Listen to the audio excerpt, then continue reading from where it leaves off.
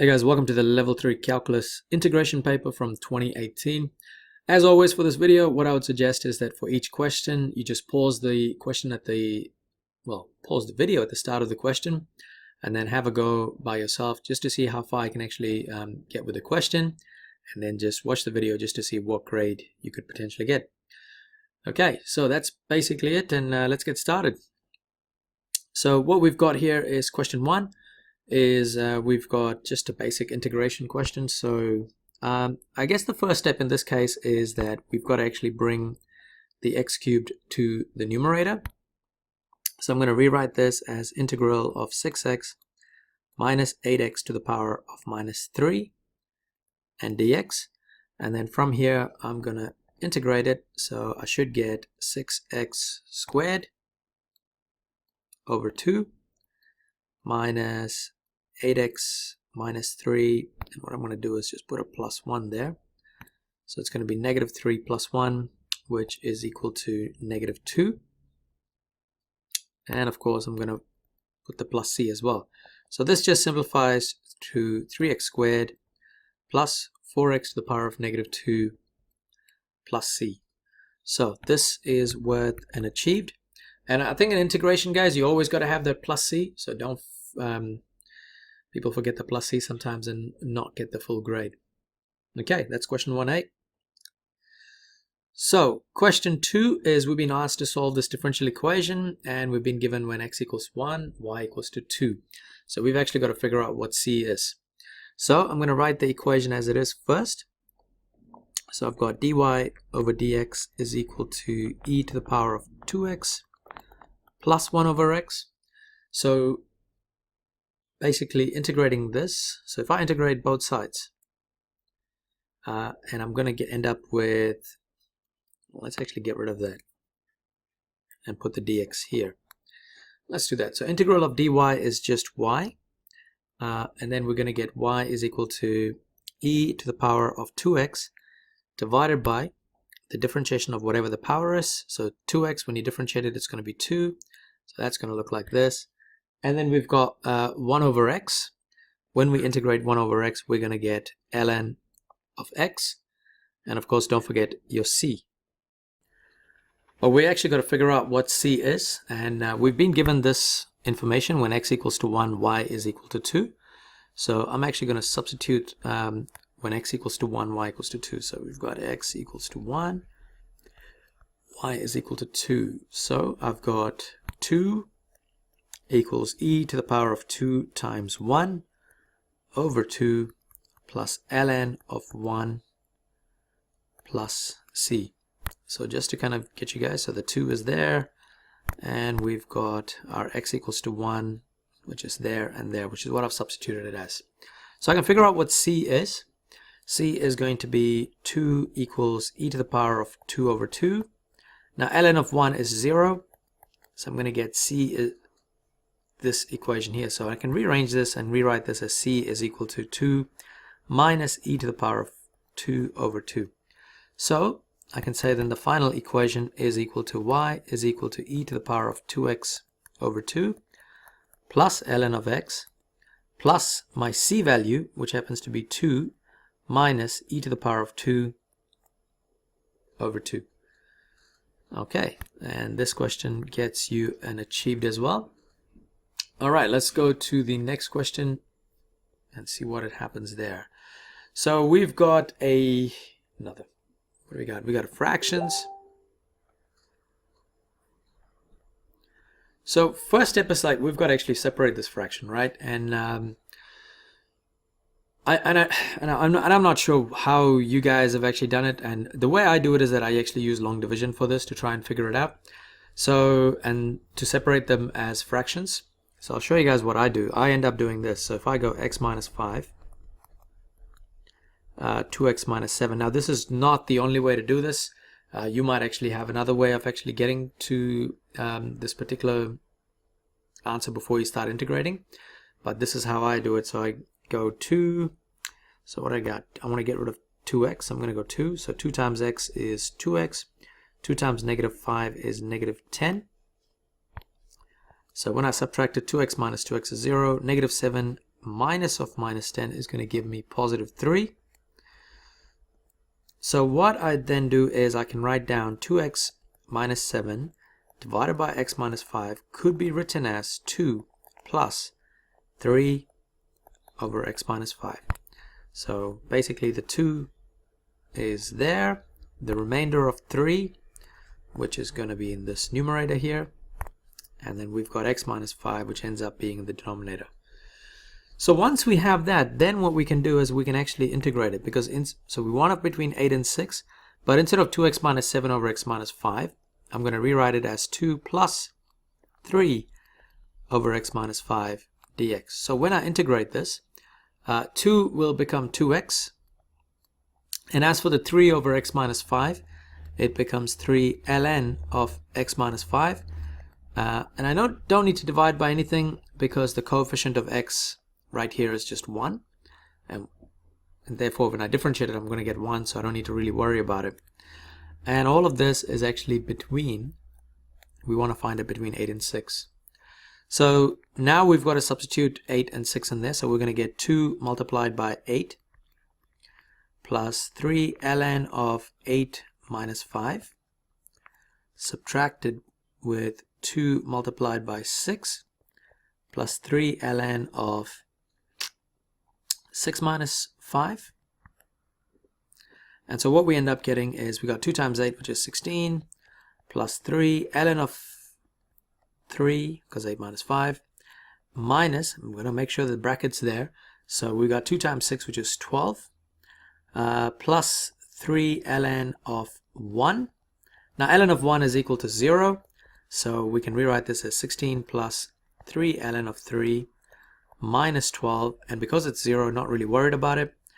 And so our final answer is going to be 4 plus 3 ln of 3. All right, and you can actually leave the answer like this, which means gets you a grade of merit.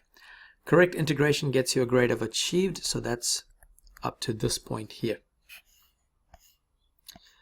All right, so let's go to the next question.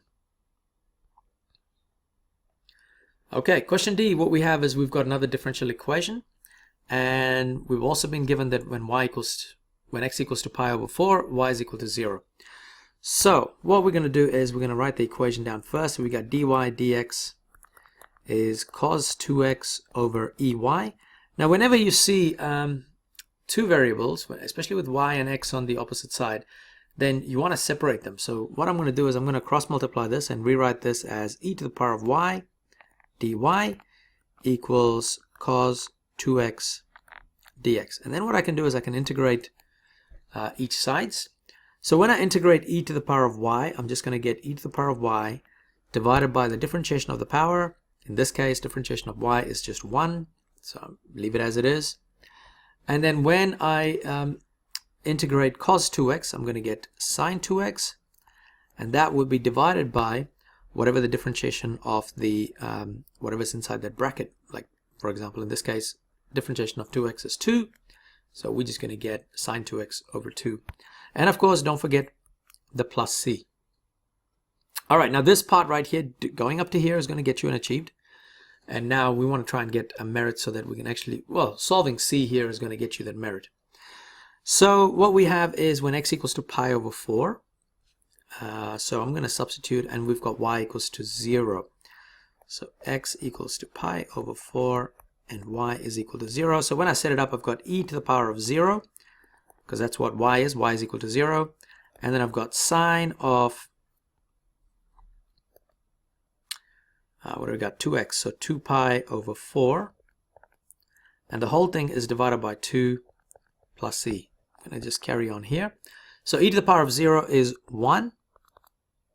And then I've got sine of 2 pi over 4 is just saying pi over 2 plus c. Okay, so I'm just going to work out what sine pi over 2 is.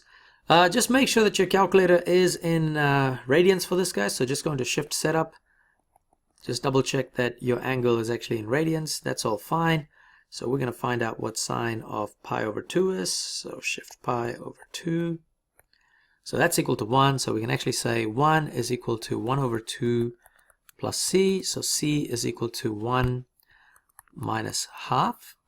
And so we can say that c is equal to a half. So what we have is our equation. E to the power of y equals sine 2x over 2 plus 1 half. And I think this gets you a grade of merit. So pretty straightforward, no surprises here so far. And so let's actually get to the next question.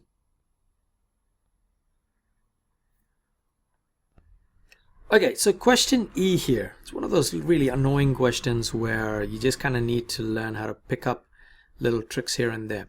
So what we've got here is we've got this exponential graph, which is this right there. And so that's kind of nicely going along. We've been given the point, which is Q, which is KK. And we've also been told that this shaded region here, this part, we've got to try and prove that it's equal to half k. All right. So, I mean, we're going to do the standard thing here. I mean, the standard thing is we're going to put it, because our two zones here are k and 0. So we can kind of say, if you integrate between k and 0 for the function half of ex minus 1 dx, we're going to get something. And we're going to do that first. And then we're going to come back and look at what other information that we have to actually try and prove that it's half k. So this is step one. So I'm going to kind of move this along to the side here. So first thing I'm going to do is kind of expand this half ex minus 1. And so when I expand it, I'm going to get e to the power of x over 2. And half times negative 1 is negative half. So all I've done is this right here, just to make my integration a bit more easier. Okay, so then I've got between k and 0, and I've got e to the power of x over 2 minus half dx. So when I integrate this, e to the power of x stays as it is, nothing really happens, and that denominator of 2 also stays as it is. Half, negative half, when I integrate it, I'm going to get negative half x, and all of this is between k and 0. All right, that's what we have so far. And obviously we're going to substitute these values and try and get what area is equal to. So we know that this is what area is so far. So area then equals e to the power of k over 2 minus half k. So that's the first one. Minus 0. So we've got e to the power of 0 over 2 minus half multiplied by 0. Now, in the first bracket, we really can't do anything, so it's just going to be e to the power of k over 2, so minus k over 2, minus, and what we have is e to the power of 0 is 1, so that's 1 over 2, and then half times 0 is just 0, so we're going to leave it as it is.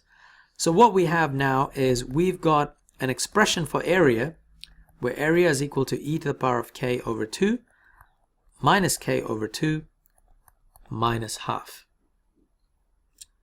Now, if we go back and look at what our area was supposed to be, our area was supposed to be half k, all right? And if we look at what our current area is right now, we have, we don't have half k. All right, we got a negative half k, but we don't have a half k. What we've got to do is we've actually got to figure out how to get rid of this term and how to get rid of this half here, all right? And so let's think about this. How are we going to actually do this? So if we go back to this original question, what's all the information we've actually used? So let's think about this, all right? So I'm going to mark this in red. We've already used this information, all right? We used the x value from here and the 0 from here. So think about what other information we haven't actually used. And the only other thing that we haven't actually used is this k right here. See that they've actually given this second point here as a k. Now that should give you a bit of a clue that we need to actually use that k in somehow. So, and the way we're going to do it is the only place we can actually use it in is the function. So if you think about it, the point q, kk, is on that function, right? So what we're going to do is we're going to write that function down here, because we know that f of x is equal to what was it? Half ex minus 1.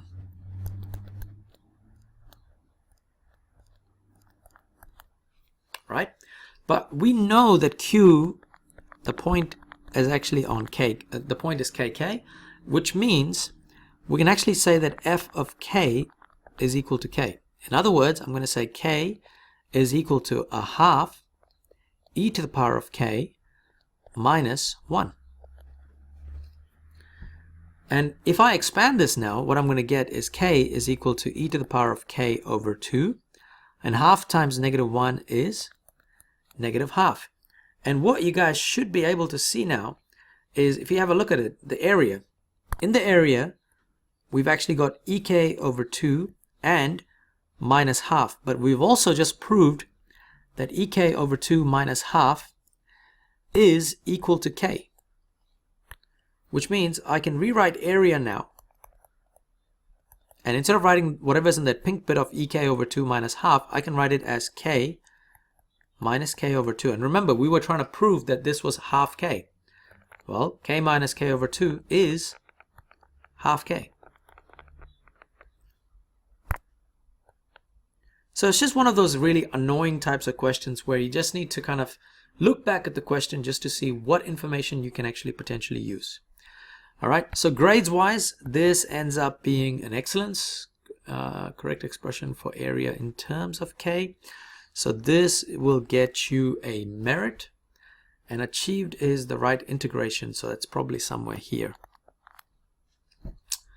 All right, so that is basically how you do this excellence question here, folks. So yeah, bit annoying that you've got to kind of fish around for that extra bit of information, but yeah, it's there. Okay, so let's go to question number 2. All right, so we've got integral of sec squared x, and then we've got sec 2x and tan 2x. Now sec squared x, when you integrate it, it is going to be just tan x. And integral of sec 2x tan 2x is just sec 2x. But of course, remember that you've got to actually divide by the differentiation of whatever inside the bracket is. In this case, it's going to be 2. And of course, also don't forget your plus c. So doing this gets you a nice simple achieved there. And let's go to question 2b. Just pointing out to this question, guys, like this question, the place where people make the most amount of mistakes is actually forgetting to actually divide by the differentiation of whatever's inside the bracket. That's where I've seen people make most amount of mistakes in this type of question. Okay, so let's go to question 1b. So what we've got here is find the value of K if integral of square root of x equals to 52 over 3. So what we've got is, first thing is finding out what integral of square root of x is. Well, because we know that this is actually between K and 1, I'm just going to put that K and 1 there. So first step is actually putting them to the power, getting it out of the third form and putting it with fractional power. So it's going to be x to the power of half dx. And because it's that, then we can actually say it's x to the power of half plus 1 and divided by half plus 1, which is the new power. And that's all between k to the power k and 1. So we've got, what have we got? I'm just going to go into the space here. So we can actually rewrite this as x to the power of 3 over 2. And then we've got 3 over 2 in the denominator as well. And all that is between k and 1. Now it says that this is equal to 52 over 3, and that's what we're trying to figure out. So we're going to have that equal to 52 over 3. So let's substitute it. So that means we've got k to the power of 3 over 2 over 3 over 2 minus k to the power, 1 to the power of 3 over 2 over 3 over 2 equals 52 over 3. So what I could then do is I can rewrite this as, well, I've got 3 over 2 in the denominator. Because it's 3 over 2 in the denominator, I can combine them together, and I'm going to get k to the power of 3 over 2, and then 1 to the power of 3 over 2 is just 1, minus 3 over 2 equals 52 over 3. So I'm going to get k to the power of 3 over 2 minus 1 equals 52 over 3. and I'm going to get multiplied by 3 over 2. So doing this, I've got k to the power of 3 over 2 minus 1 equals 52. So 3 and 3 is cancelled. 52 over 2 is 26. K to the power of 3 over 2 is equal to 26 plus 1. K to the power of 3 over 2 equals 27. And of course, we can just write this as k is equal to 27 to the power of 2 over 3. Which means I'm going to get 9. So yeah, a lot of working for this particular question just to get an achieved grade. It's a bit annoying, but that's basically how we do this question number 2b here. All right, so let's go to question 2c.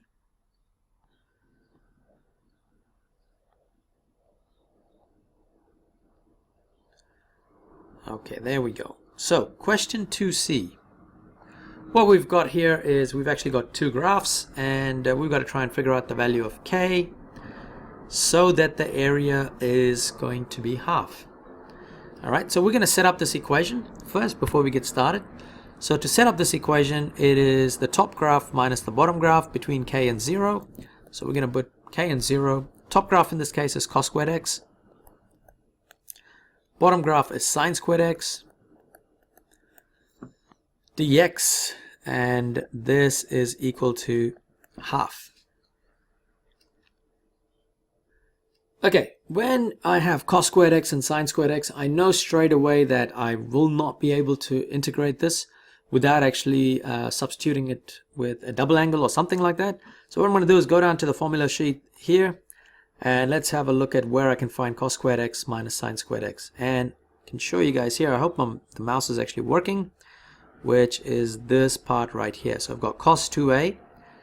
Just to kind of guide you, it's in the double angle section. I just can't see whether the mouse is working or not. Double angle section, and it's the third formula where it says cos 2a equals cos squared a minus sine squared a. So we can replace cos squared a minus sine squared a with just cos 2a. No, that's the wrong one. And so I'm going to rewrite this as k to the power of 0 equals cos 2x dx, and then that's equal to half. I think that's the most challenging part, is actually just putting that as cos 2x, because once you do that, this question is pretty nice actually. So integrating cos 2x, we're going to get sine 2x, and of course remember that you need to divide by the differentiation of whatever the bracket is. In this case, it's going to be 2, and the two zones that we're looking between is between k and 0, and this is equal to half. So now what we're going to do is we're going to substitute it. So we've got sine 2k over 2 minus sine of 2 times 0 over 2 equals a half. Now sine of 0 is just 0, so I'm not going to worry about it. And what I've got here is sine of 2k over 2 equals a half. Then I'm going to get sine 2k is equal to a half multiplied by 2, which means I've got sine 2k equals 1. And so I can rewrite this as then 2k is equal to inverse sine of 1, and k is equal to inverse sine of 1. Let's just actually do that first, alright, and then I can actually get rid of it. So going to my calculator, make sure my calculator is in radians. Yes, that's fine. Shift sine of 1.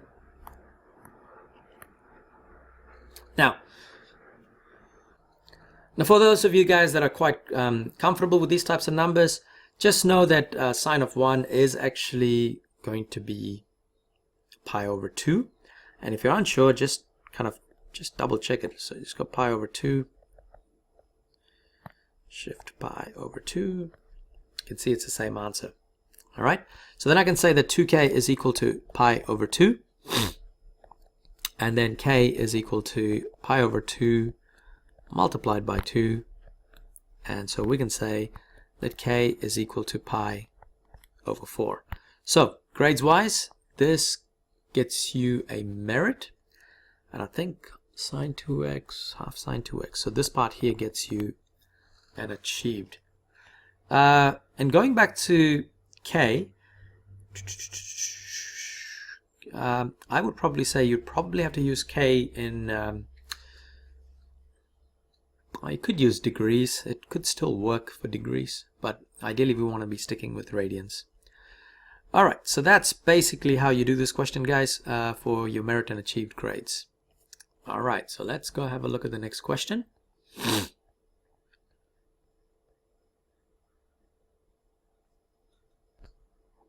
Okay, so what we've got here is acceleration of an object and then some key information here. The velocity of 9 meters per second when t is equal to 3.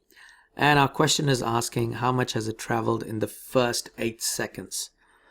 Okay, so that means we've got to figure out what our velocity function is. Now, velocity function is just integration of the acceleration function. Now, the acceleration function, I'm just going to rewrite this here, guys, as a of t equals to 2 over t plus 1 to the power of half, which means if I bring it to the numerator, I'm going to get 2 multiplied by t plus 1 to the power of negative half.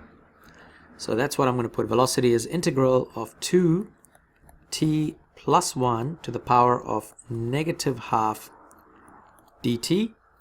And so when I do this, I'm going to get velocity is equal to 2t plus 1, and I've got negative half plus 1, divided by the new power, which also happens to be negative half plus 1, and also divided by the integration of the bracket. In this case, it's just t, so it's going to be just 1, so I don't really have to worry about it. And so this just stays as is. Of course, don't forget the plus c. So simplifying this, I've got 2 divided by positive half. Now, I'm just going to do this part in the calculator real quickly, just so that I can actually not deal with those ugly numbers there. So where is it? So let's just move that. Talk about technical difficulties today. So what have we got? 2 divided by negative half plus 1. So we got a 4. So I'm just going to put that as 4 instead of writing all of that. So I've got 4 t plus 1. Negative half plus 1 is positive half plus c. So that's my velocity function. Now, correct integration to give v of t is achieved. So getting up to here is going to get you an achieved. But moving on with this question, we actually need to figure out what c is. And to figure out what c is, we know that the velocity is equal to 9 when t is equal to 3. All right, remember that's from the yellow part of the question. So that means we can replace the velocity is 9 equals 4 times t, which happens to be 3. So 3 plus 1 to the power of half plus c. So we get 9 is equal to 4 multiplied by 4 to the power of half plus c. Now 4 to the power of half is the same thing as square root of 4. So we're going to get 4 times 2 plus c. We got 9 equals 8 plus c, and c is equal to 1.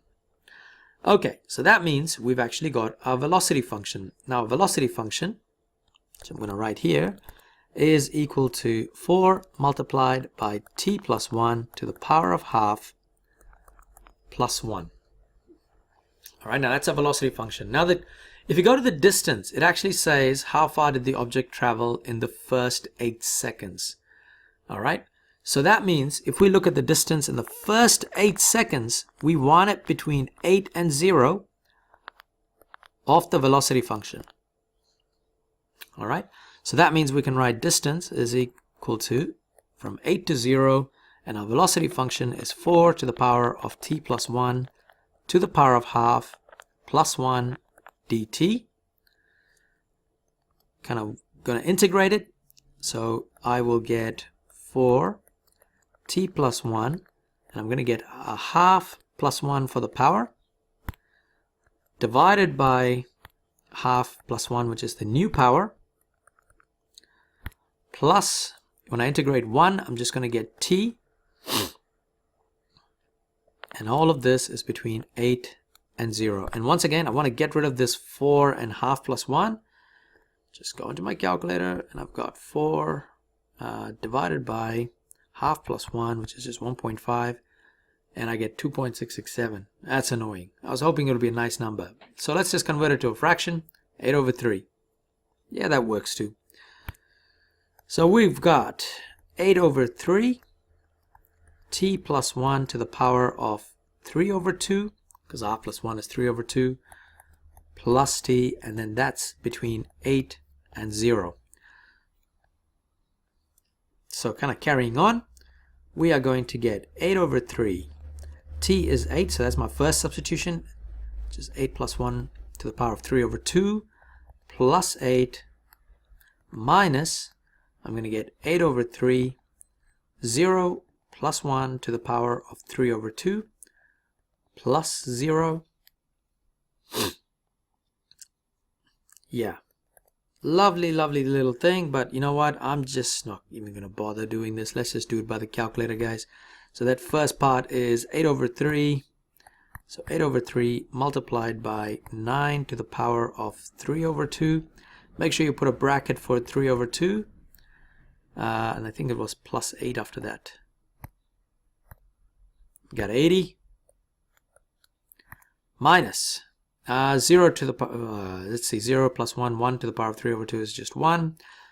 We're going to get 80 minus 8 over 3. And so we can rewrite this as just, what do we got? 80, take away 8 over 3. So we got 77 1/3. Or you can just write 77.33 meters. So, gets you a merit for this part. Yep, definitely a merit.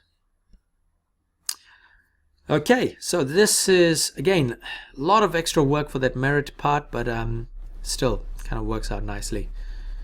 Alright guys, let's go to the next question.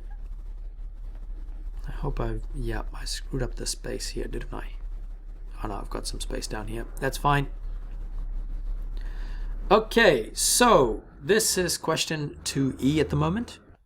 Alright, it's one of those differential equation questions where you've just got quite a bit of information to work through, but it's not too bad. They've actually given you the differential equation, so you don't have to form it for starters, which means things can actually be quite straightforward in this case. So the first bit of information to look at is the initial mass of the candle was 140 grams. So I'm looking at this line right here. When it says initial mass, that means when T is equal to 0, M is equal to 140. Now looking at that second line, 3 hours later, the mass of the candle had halved. That means when T is equal to 3, the mass of the candle is 70.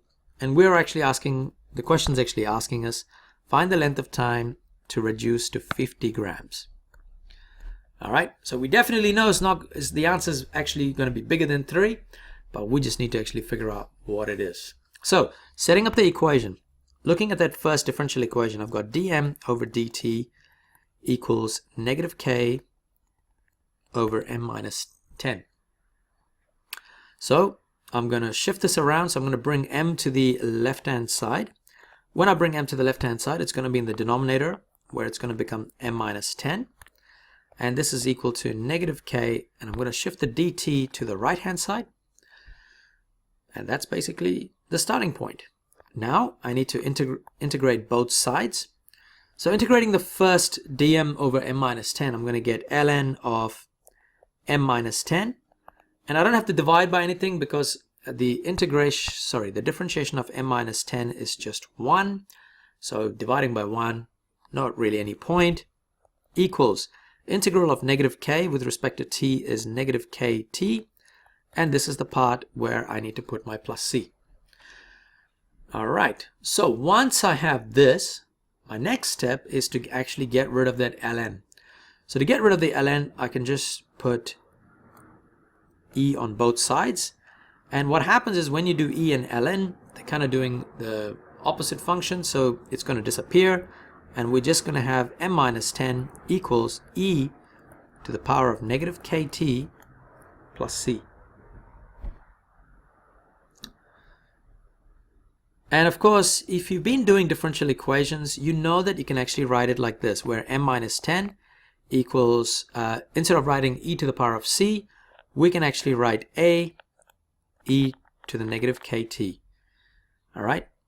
Now, let me actually do that in one more step so you kind of get that.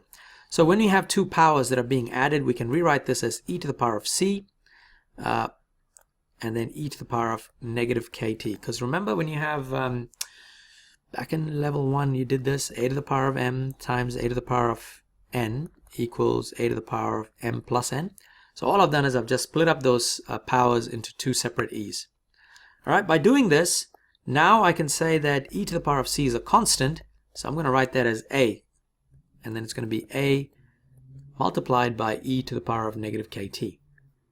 All right. Now, normally in any situation, remember that like a is like your initial value. So it's a common mistake people do here, because they look at that yellow part and says, oh, initial mass of candle was 140. So then they'll just put a equals to 140. Now that might work if it was just on this side there was nothing else, but in this case we've actually got that m minus 10. So you need to be very careful with that. So what we're going to do is we're going to go back to that yellow line that we had, where wrong pen, where we had this, where we had when t is equal to 0, m equals to 140. All right, so I'm going to write that down here. When t is equal to 0, m is equal to 140. So substituting it, I'm going to get 140 minus 10 equals a e to the power of negative k times 0. And when I do this, I actually get 130 equals a e to the power of negative k times 0 is just 0. And e to the power of 0 is 1. So I actually get a is equal to 130. All right. So once I get that, my next step is that I know now I can actually rewrite this equation. I'm going to just underline it. I'm going to go all the way up to the top here. Sorry about that. And I could rewrite it now as m minus 10 equals a e negative kt. But because I figured out what a is, which is 130, I can write that as e to the power of negative kt. Okay, sorry, kind of just going up and down in this. This is all the screen space that I have to work with at the moment. So as you can see, I got that a equals 130. Now I replaced a equals to 130. Now I go and use the second bit of information. The second bit of information is t equals to 3, m is equal to 70. So I'm going to write that down here. T equals to 3 and m equals to 70. So by doing this, then I can say that 70 minus 10 equals 130 e to the power of negative k times 3. So I've got 60 equals 130 e to the power of negative 3k. Rearranging this, I'm going to get 60 over 130 equals e to the power of negative 3k. And at this point, what I could do is I could actually take ln of both sides. So I'm actually going to end up with ln of 60 over 130 equals negative 3k. And so then k is equal to ln of 60 over 130 and the whole thing divided by negative 3, which means k is equal to, let's get my calculator,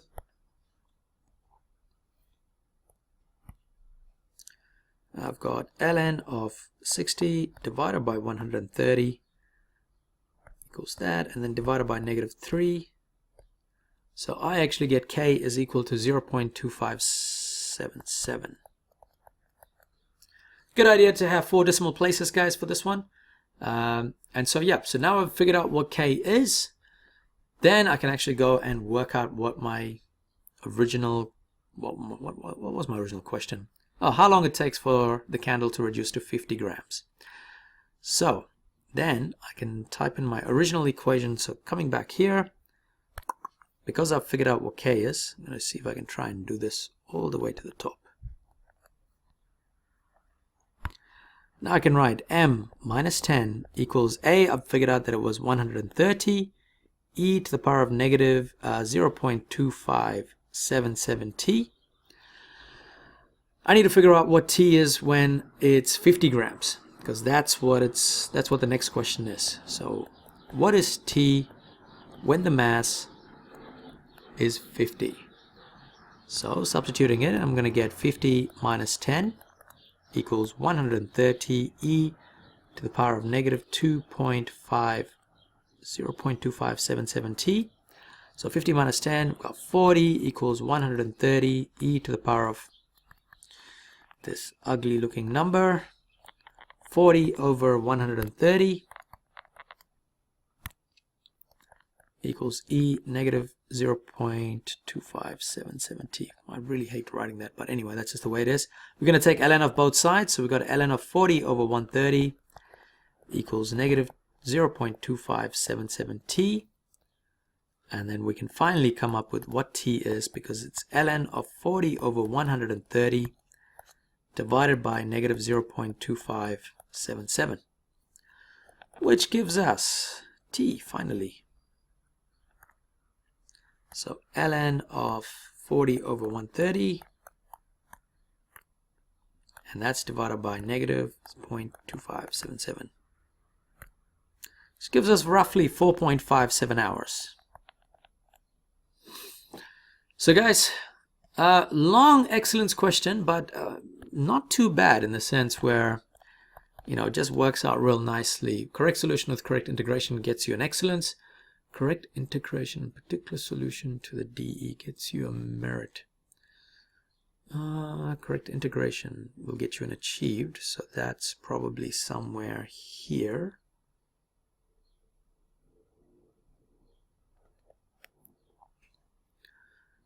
Merit, where could you get merit? I'd probably say putting it t equals to 140, so somewhere here. Getting that would probably get you a merit, I would say. Particular solution. Oh, no. Could be this. Could be this, actually. Finding out just the equation itself. Particular solution to the DE. Yeah, sorry about that. I'm just a little bit confused because I haven't actually taught it this year and just kind of missed out on a few things. But anyway, excellence-wise, you got to get that last final part. All right, let's go to question 3. Go back to some achieved territory here. All right, question 3. Question 3a. Just a bit of a hint that the first part where it actually says 4x to the whole squared, so you've actually got to write that as 16x squared, and people make mistakes. They write it as 4x squared, kind of messes things up, plus 4x. And the second mistake people do is when they see 4 over x, they write this as 4 to the power of x minus 1. Please don't do that. Just leave it as 4 over x, because 1 over x, when you integrate it, you're going to get ln of x. So 16x squared, integrating it, we're going to get 16x to the power of 3 over 3. 4x, integrating it, we're going to get 4x squared over 2. And of course, 4 over x integrates as 4 ln of x. And of course, don't forget your plus c. All right. You can simplify the 4x squared over 2, but you can also just leave things as it is. And this ends up getting an achieved for this question. All right, next question. Simpson's rule. Simpson's rule. Okay, Simpson's rule. Gonna need my formula first. This is one of those annoying questions. I'll tell you why it's annoying. I mean, it's like an achieved question, but you just gotta go find the formula first and copy the formula correctly and then kind of work it out. All right, so give me a second.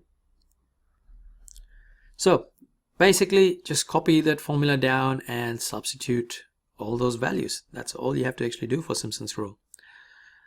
So the first thing I'm going to do is I'm going to write stuff down here. So I'm going to put this as y0, y1, y2, y3, y4, y5, and y6.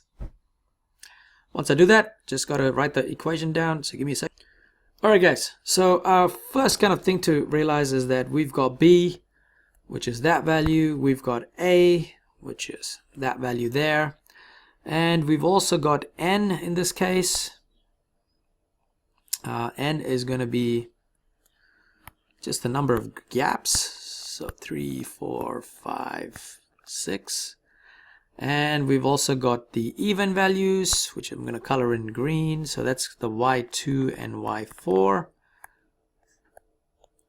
The odd values, which is 1, 3, 5, which is going to be here. And we've also got, I need a different color. Let's go Y0 is going to end up here, and Y6.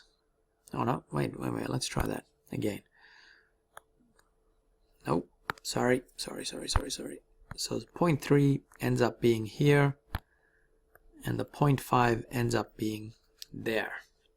Alright, just a matter of matching all the things here, guys. So we've got H is equal to B minus, so it's 3 minus 0 over 6, which is going to give us half. So we're going to get 1/3 multiplied by half multiplied by 0.3 plus 0.5 plus 4 times 0.75 plus 1.35 plus 1.15 plus 2 times 1.1 plus 1.6. Yeah, really annoying question. Just got to get all those terms correct, and once you get the terms correct, it becomes pretty straightforward. 1/3 times 1/2 multiplied by, I got to get this right, because this is where people always end up making mistakes, not putting it in the calculator correct. Will I get it in my first go? Let's see. 0.75 plus 1.35 plus 1.15 close bracket plus 2 times 1.1 plus 1.6. 3.2. All right, that was the answer there. So that's it for an achieved. A lot of work for an achieved question, I tell you that much. All right, let's go to question 1C.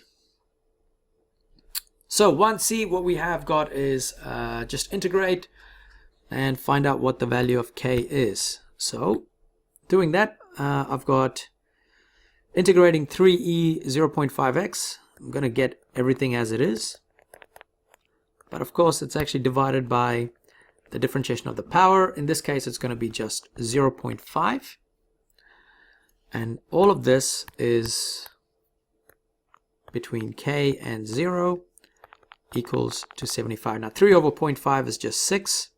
So we got 6e 0.5x between k and 0 equals 75. So substituting k, I'm going to get e to the power of 0.5k minus 6e 0.5 times 0 equals 75. Now e to the power of 0 is 1, so I'm going to get 6e 0.5k minus 6 times 1 equals 75, or 6e 0.5k minus 6 equals 75. And I'm going to keep going. I've got 6e 0.5k equals 75 plus 6, which means I've got 81. So 6e 0.5k equals 81, and then get rid of the 6. I'm going to get 81 over 6. And because I get 81 over 6, I can actually, and I want to find k by itself, I can actually just do this. I can just take ln for both of the sides, and I'm going to get 0.5k equals ln of 81 over 6, and then k is equal to ln of 81 over 6 divided by 0.5. So yeah, can actually just do that and leave my answer for k as that, or you could actually just solve it if you'd like it to. So you're going to get ln of 81 over 6 divided by 0.5, which is 5.21.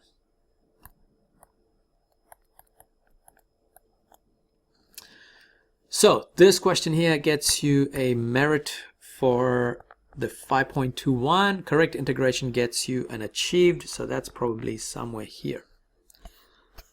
All right, let's go to question D. So question D here, what we've got is two graphs. We've got y equals x squared and y equals x to the power of third. And you've been asked to find the area of the shaded region between the graphs.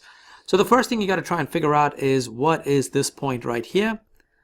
So we need to work out what this point is because we know that this point is 0. We can actually set up the equation already because we know that the area between them is top minus bottom. So the top one is that.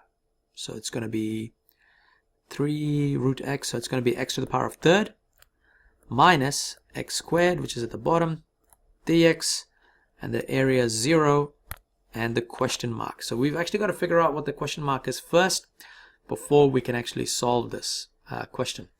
So to figure out the question mark, where the two lines actually intersect, we just put them equal to each other. So we've got x squared equals to x to the power of third. So at this point, I want to actually figure out what this, how the hell am I supposed to solve this? Well, what we can do is get rid of the third, so I can actually cube everything. And when I do that, I get x to the power of 6 is equal to x to the power of 1. And don't ever get into the habit of actually just going x over 6 divided by x, because I know it's a mistake, people do it. But always in calculus, just rewrite it like this. So we're going to get x to the power of 6 minus x to the power of 1 equals to 0. Because now what you can do is you can actually factorize this. And when you factorize this, what you're going to get is x to the power of 5 minus 1 is equal to 0. So therefore, we can say that x is equal to 0, or x to the power of 5 minus 1 equals to 0. So that's how you get the two answers. So x equals to 0. And the second answer is x to the power of 5 equals to 1, which means x is equal to 1. So we've actually figured out what that question mark is, which is 1.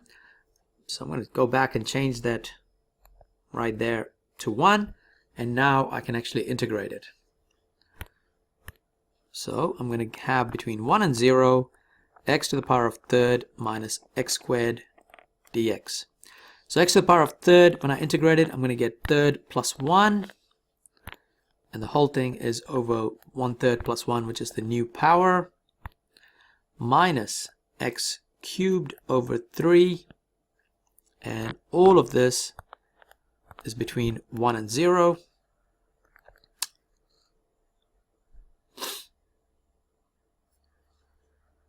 So because it's between 1 and 0, I don't really need to worry about the 0 aspect of it. But I'm just going to have 1 to the power of a third plus 1, which is 4 over 3. Just save me a bit of time. Divided by 4 over 3 minus 1 to the power of 3 over 3 minus 0 to the power of 4 over 3 over 4 over 3 minus 0 to the power of 3 over 3. Now the 0 part I don't have to worry about. 1 to the power of 4 over 3 is just 1. So I'm going to get 1 over 4 over 3 minus 1 over 3, and everything in that right hand side bracket is going to be 0. 1 over 4 over 3 can be written as 3 over 4 minus 1/3, and we end up with what the area is, which is too early in the morning for me to do fractions. 0.4166, or it could be written as 5 over 12. I could have done it, but I'm just too lazy right now.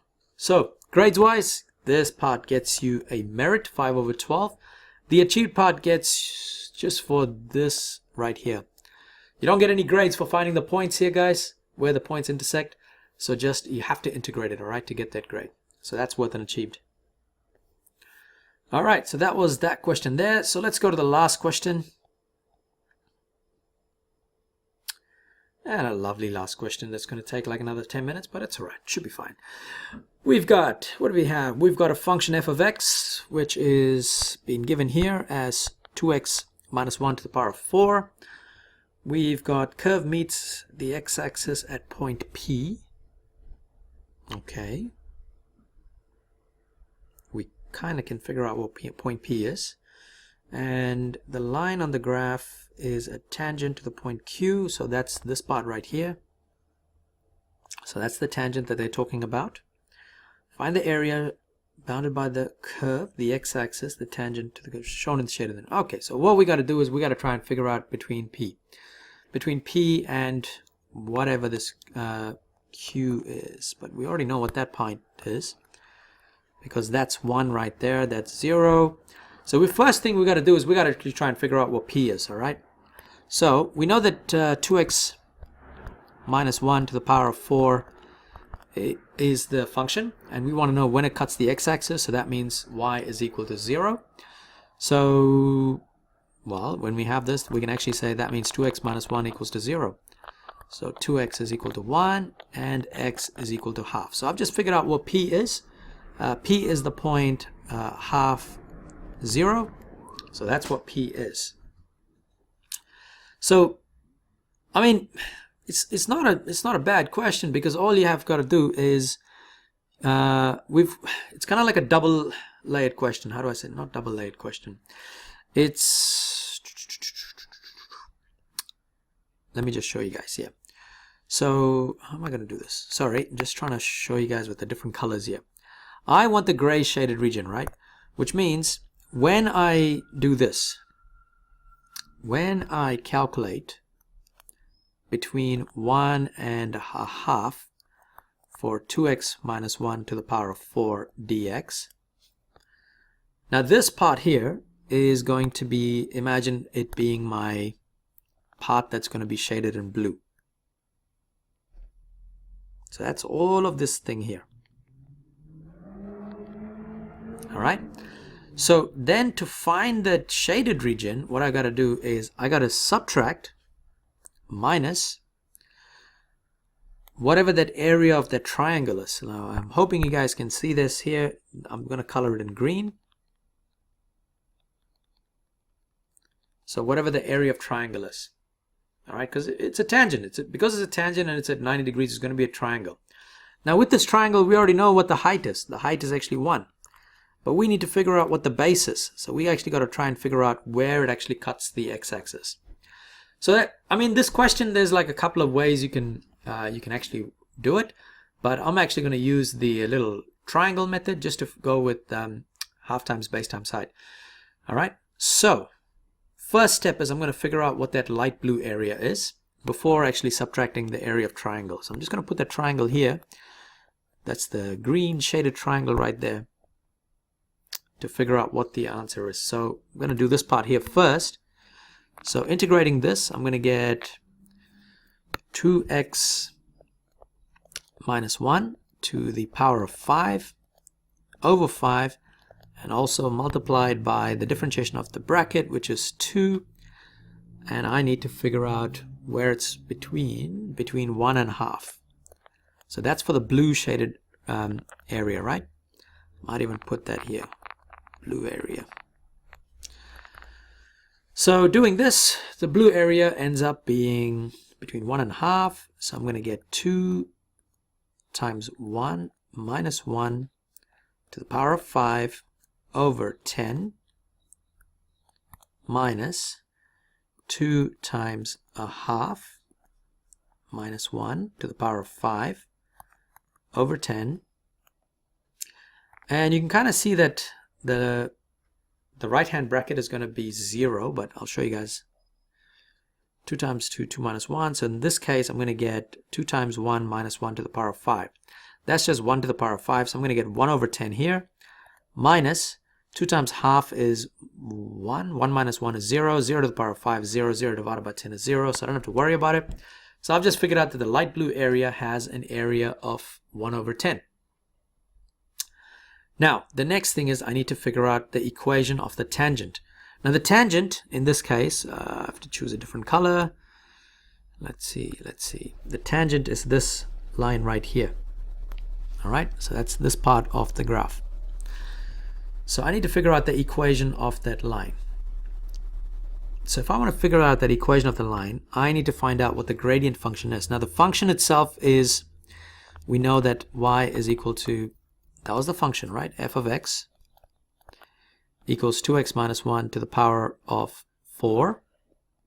So when I differentiate it, I'm going to get 2x minus 1 to the power of 3 multiplied by the differentiation of whatever's inside the bracket, which is 2, and I'm going to get 8 2x minus 1 to the power of 3. I've got to figure out what the gradient is. So that's, remember, that's the point when, what was it? Was it 1, 1? Yeah, it was 1, 1 at point Q. So point Q was 1, 1. So I'm actually going to put that as f of 1 equals 1, because that's just saying 1, 1. And I need to figure out what the gradient at 1 is. So I've got 8 multiplied by 2 times 1 minus 1 to the power of 3. And I'm going to get 8. So 2 minus 1 is 1. 1 to the power of 3 is 1. So this is just going to be 8. Now I need to get that equation of that red line. So to get the equation, I'm going to put that as y equals mx plus c, or you can just use y minus y1 equals m times x minus x1. Our point was 1, 1. That's what q is, and the gradient was 8. So I've got y minus 1 equals 8x minus 8, and then y is equal to 8x minus 8 plus 1. Which means my equation now is equal to 8x minus 7. Now using this equation, if I go back to my graph there, where is my graph? There. Because the red line has got an equation of 8x minus 7, I can actually figure out what's the value of x when it cuts the x-axis. So what I'm going to do is I'm going to put down y is equal to 0, and then the equation of the straight line, 8x minus 7. And so when I rearrange this, I'm going to get 7 is equal to 8x, and then x is equal to 7 over 8. So basically what I've just figured out is this point right here. So x is equal to 7 over 8 when it actually cuts the x-axis. So let's actually go to the triangle now. If that's 7 over 8, I need more space for my triangle. So imagine it like this, right? So this was my sorry, I just got to work through this one here. So the graph looked something like this, and I think our tangent looks something like that, right? So this point right here is 7 over 8. We already know what the height of the triangle is. It's 1. But if this point is 7 over 8, then the distance of that triangle is going to be 1 over 8. Because remember that this point was also 1.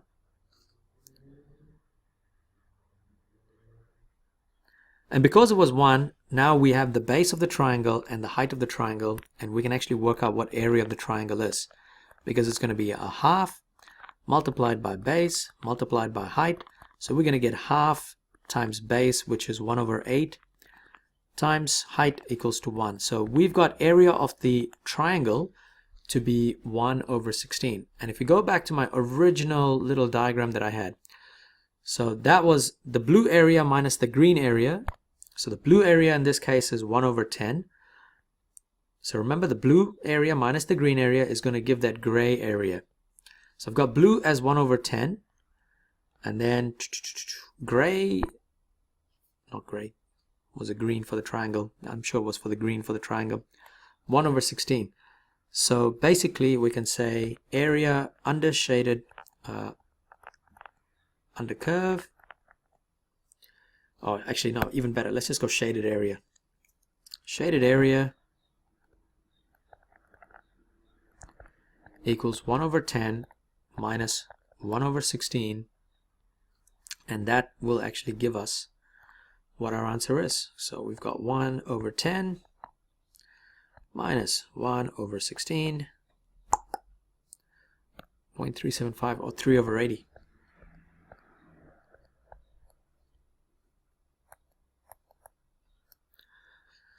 All right, so that's basically it for this question, guys. 3 over 80 gets you a grade of excellence. Correct area under curve with correct integral gets you a merit. So I'm guessing this is the blue part. If you actually get up to the blue part, you actually end up getting a merit. Correct integral gets you an achieved. So that would be, where are we? Somewhere here.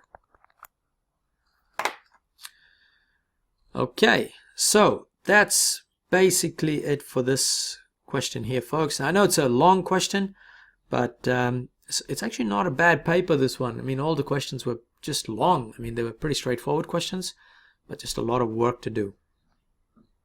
Alright guys, that's basically it for this video. Thank you for watching. As always, don't forget to like, share, and subscribe. There should be some revision material popping up. Have a look at it. And also make sure you answer every question in your exam paper, especially with integration. Just integrate everything. You'll be fine. Alright, good luck. And thank you for watching again.